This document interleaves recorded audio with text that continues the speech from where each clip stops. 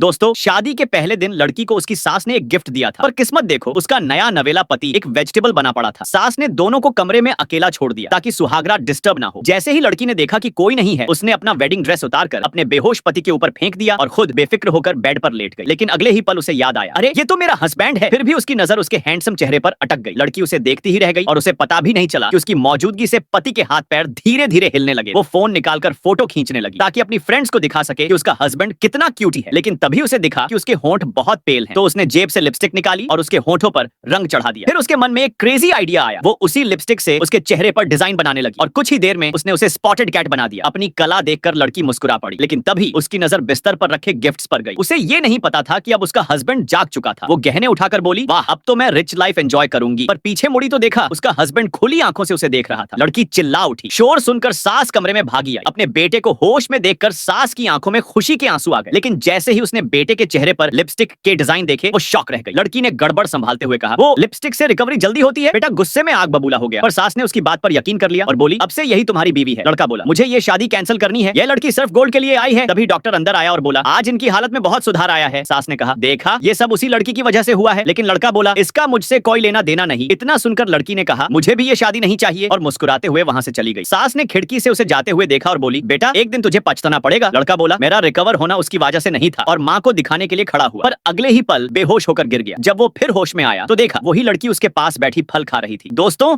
अगर अपने पापा से प्यार करते हैं तो चैनल को सब्सक्राइब करें ताकि हम आपके लिए नेक्स्ट पार्ट लेकर आए।